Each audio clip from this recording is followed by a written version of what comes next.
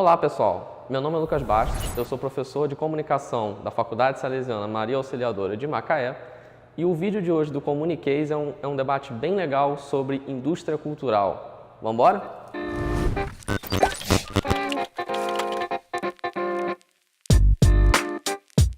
Talvez você já tenha ouvido a expressão indústria cultural, seja na faculdade, ou em alguma discussão sobre mídia. E muitas vezes esse termo é associado, por exemplo, a grandes estúdios de cinema, Hollywood, grandes gravadoras, grandes editoras. E por mais que essa associação não esteja totalmente incorreta, esse termo é um pouquinho mais amplo e por mais que seja uma discussão que muitas vezes fica restrita à academia, ela é cada vez mais atual e necessária na sociedade. No vídeo de hoje a gente vai discutir um pouco sobre o que é esse conceito, eliminar alguns mitos e propor um debate bem legal sobre esse assunto que é importante para todo mundo da comunicação e também para a sociedade de maneira geral. Para falar sobre indústria cultural, a gente tem que conhecer primeiro a Escola de Frankfurt. A Escola de Frankfurt foi uma escola de estudos acadêmicos, especialmente de sociólogos e filósofos, que se iniciou-se na década de 30, na Alemanha, em Frankfurt, por isso o nome. Eles se reuniam para discutir sobre a sociedade de massa, sobre a cultura de massa, e esse assunto, obviamente, acabava esbarrando na comunicação, já que é nessa época que vários meios de comunicação de massa estão bombando. Você tem o rádio ganhando grande destaque dentro da Europa, especialmente no contexto das guerras mundiais, O rádio teve um papel decisivo, principalmente na Segunda Guerra, que estava começando, Você já estava entrando naquele clima da guerra. Você tem os embriões da TV aparecendo, a imprensa de massa ganhando cada vez mais força e tinha muita gente olhando e estudando esse fenômeno. E o pessoal da Escola de Frankfurt acabou vivendo esse período muito conturbado da história, um momento de crise econômica, um momento de ascensão do nazismo, de um totalitarismo crescendo, e isso esbarrou muito nos estudos deles sobre a comunicação. Inclusive, explicam muito do olhar um pouco pessimista deles sobre a cultura de massa e sobre a indústria cultural. Dos pensadores dessa escola, a gente vai destacar alguns durante o vídeo, mas dois deles são os mais importantes para o assunto de hoje. São dois alemães, um deles é o Theodor Adorno e o outro é o Max Horkheimer. Na década de 40, eles vão cunhar esse termo, indústria cultural, que é o assunto de hoje. A primeira vez que aparece o termo indústria cultural é num livro chamado Dialética do Esclarecimento. O livro é um pouquinho denso, a leitura é um pouquinho chata até, então eu vou dar uma resumida no que é o conceito para a gente poder continuar a discussão. Em linhas gerais, indústria cultural diz respeito a um sistema de criação, reprodução e distribuição de bens culturais que seguiria uma lógica do mercado, diretrizes mercadológicas, uma lógica que muitas vezes vai de encontro ao lucro. O que isso quer dizer na prática? Quer dizer que desde o processo de criação de um produto cultural, e aí quando eu falo bem cultural, eu estou falando de música, filme, livros, poesia, programas de TV, dentre muitos outros, Desde a criação desse produto até o momento que ele chega no receptor, todo esse processo ele é permeado, ele é diretamente influenciado por uma percepção e por uma necessidade de se ter uma audiência, de se ter um retorno financeiro e de se ter um lucro. Percebam que na minha definição eu usei 3 palavras-chave para a gente entender esse processo. Eu falei de criação, falei de reprodução e falei de distribuição. E essas 3 palavras vão ser essenciais para a gente entender o que é que esses caras queriam falar e o que eles estavam alertando a sociedade sobre a indústria cultural. Como é que se dá a criação, por exemplo, de um bem cultural, Antes da sociedade de massa, antes da gente ter as tecnologias e os meios capazes de produzir esses bens culturais de maneira massificada, você tinha, por exemplo, um pintor que pegava a sua tela, as suas tintas e produzia uma obra de arte, Você pode ter hoje, por exemplo, ainda um cara que pega uma câmera e resolve fazer um filme independente.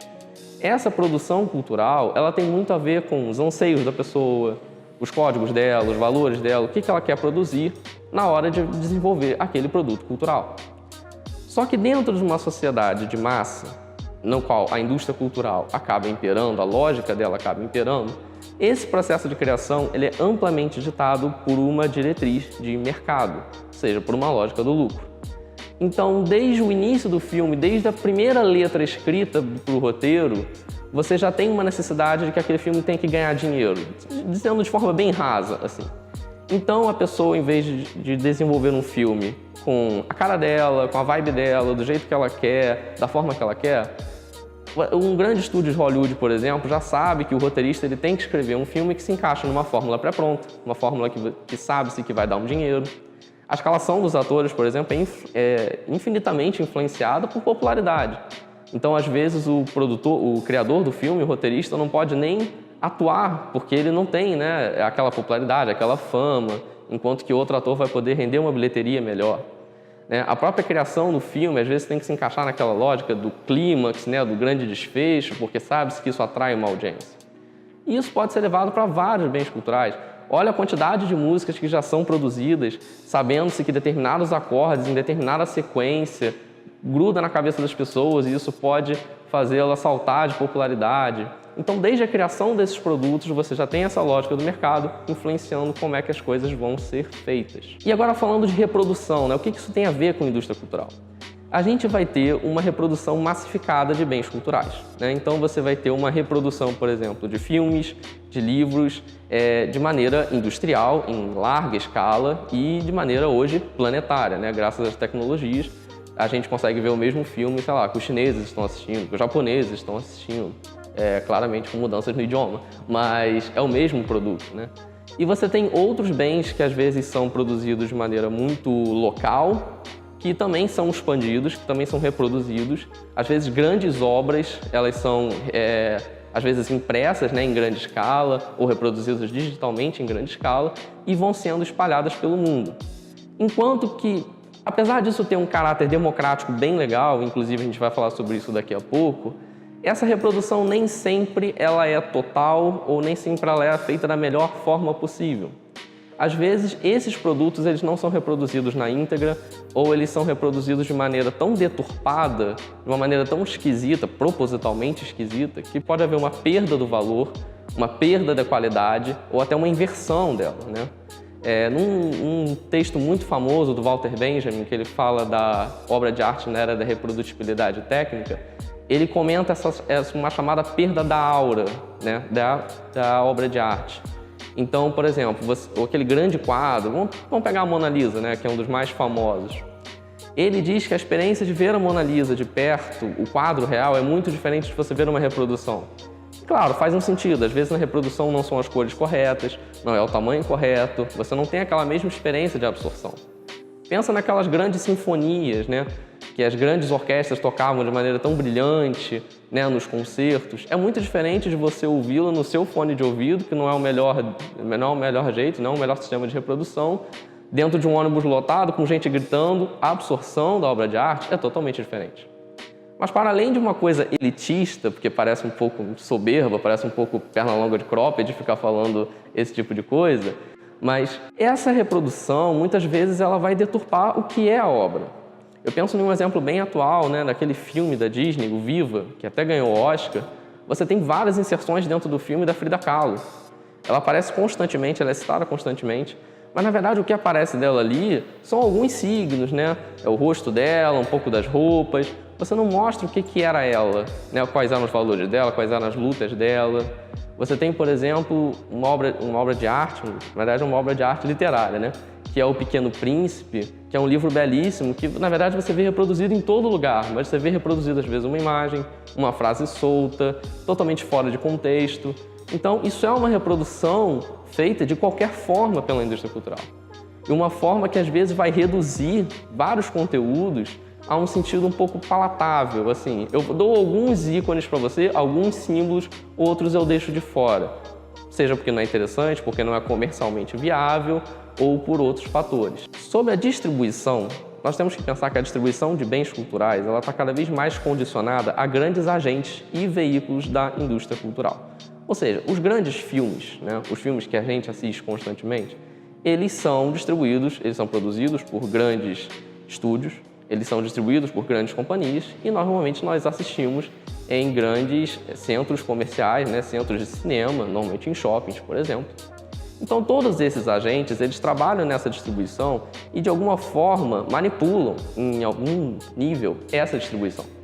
Então é muito comum nós irmos aos cinemas e termos diversas salas, por exemplo, passando os mesmos filmes, muitas vezes filmes internacionais, enquanto, por exemplo, filmes brasileiros acabam ficando de fora, né? Hoje, por exemplo, a gente tem o Hollywood dominando o cinema mundial e a gente vê muitos filmes hollywoodianos o tempo inteiro, enquanto a gente tem menos oferta de filmes europeus, filmes indianos, filmes japoneses e por aí vai. A questão da distribuição, ela chega a ser um pouco cruel ao ponto que a gente fica vendo vários produtos culturais que manifestam ou reforçam visões, estereótipos e símbolos de diversas nações, de diversas sociedades, de diversas realidades e deixam outras de fora, né? Quantas séries americanas, quantos filmes a gente já viu que retratam a vida em Nova York, a vida nos Estados Unidos? E vamos lá, eu nunca fui a Nova York. E eu já percebo que eu sei mais sobre Nova York do que sobre Belém do Pará. Então, assim, isso é muito cruel na distribuição, enquanto que vários outros produtos culturais que podem ser muito bons, podem ter uma qualidade técnica muito legal, não aparecem, não são distribuídos, né? Pense na sua cidade. Eu não sei quantos cinemas tem nela, mas quantos filmes independentes você consegue assistir facilmente na sua cidade? Quantos filmes, vamos lá, pelo menos europeus, que sejam até grandes, que tenham uma estrutura legal de distribuição, mas que já não sejam hollywoodianos, quantos você consegue assistir? Na minha cidade, eu até tenho uma opção, mas na maioria das grandes cidades eu acho que nem isso tem. Então, essa é uma questão da distribuição, também é uma questão fundamental dentro da indústria cultural e que foi alvo de muitas críticas, mas também de muitas defesas entre os pensadores que discutiram o tema. E aí você provavelmente está cheio de dúvidas, está pensando ainda sobre o assunto, refletindo, e você deve estar pensando, pô, não é possível, será que todo mundo então está errado, a indústria cultural é ruim mesmo e a gente não se atenta para isso? Será que não tem nada bom nisso, nesse sistema que a gente vive, na cultura de massa? É claro que tem vantagens. Inclusive, não foram todos os pensadores, nem da comunicação, que se voltaram contra a indústria cultural ou viram nesse cenário apenas prejuízos, apenas malefícios, né? Um grande escritor chamado Humberto Eco, talvez você conheça porque ele é o autor do Nome da Rosa, ele escreveu um célebre livro chamado Apocalípticos Integrados, no qual ele promoveu um debate bem legal sobre duas vertentes, né? Alguns atacando e alguns defendendo a cultura de massa e a indústria cultural. E aí o texto é bem legal, recomendo que vocês leiam depois, inclusive, porque ele faz peças de acusação e peças de defesa, mas o que importa realmente perceber é que, enquanto que existem os apocalípticos, pessoas que veem nesse cenário de indústria cultural uma coisa literalmente apocalíptica, é o fim, não tem escapatória desse sistema ou não tem como reformulá-lo, existem os integrados, existem pessoas que veem benefícios nessa situação. Existe uma luz no fim do túnel, por assim dizer, em todo esse cenário. E aí, só para a gente fazer um pouquinho papel de defesa e acusação, vou pegar alguns temas que eu acho que tem tudo a ver com a indústria cultural e a gente pode debater. Um deles, por exemplo, é a questão da adequação à média. Talvez essa seja uma questão central, a mais central da indústria cultural, né? Os produtos culturais, os bens culturais, eles têm uma tendência, dentro desse sistema, a se adequar ao chamado homem médio, né? Essa é uma expressão de Edgar Morin, um estudioso bem interessante, né? Ele estudou muito sobre cinema e ele tem uma contribuição legal para essa discussão. Esse homem médio ideal não existe, ele é uma abstração, né? Ele é uma junção de gostos, desgostos, preferências, é um amontoado estatístico do que seria uma pessoa, do que seria a pessoa média, né, de uma sociedade, do que seria esse homem médio ideal. Então, por exemplo, o homem médio ideal brasileiro, no que diz respeito a esporte, seria o cara que gosta de futebol, porque o esporte mais popular do Brasil é o futebol, então todos os bens culturais do país acabam girando em torno disso, né? Então você vai ter noticiários esportivos se dedicando quase exclusivamente a futebol, você vai ter vários filmes sobre futebol sendo feitos, músicas sobre futebol, até poesia sobre futebol e por aí vai. Enquanto que um outro esporte, por exemplo, badminton, ele não entra na mídia. Ele não tem todos esses bens sendo produzidos e distribuídos pela sociedade. Então a coisa acaba virando um círculo vicioso. Por quê? Se você não fala de badminton porque ele não é o gosto da maioria, mas se você nunca fala sobre ele, as pessoas não conhecem ele, não se interessam sobre ele e não têm oportunidade de gostar dele. Então ele nunca vai se tornar o gosto da maioria. E essa discussão fica ainda mais perversa quando a gente começa a falar sobre realidades sociais, realidades até existenciais. Quantos grupos da sociedade eles acabam sendo excluídos por essa lógica de adequação à maioria, né? Se o meu gosto, se a minha língua, se os meus códigos, se os meus valores não são os valores da maioria, eu acabo ficando excluído. né? Quantas vezes você não participou da rodinha de conversa dos seus amigos porque você não assistiu o filme do momento, porque você não conhecia aquela música que estava bombando? Quantas vezes isso acontece e você fica excluído? Agora imagina você ter o seu local, né, onde você mora, a sua realidade sendo totalmente excluída, não aparecendo na mídia, não tendo nada sendo falado sobre você.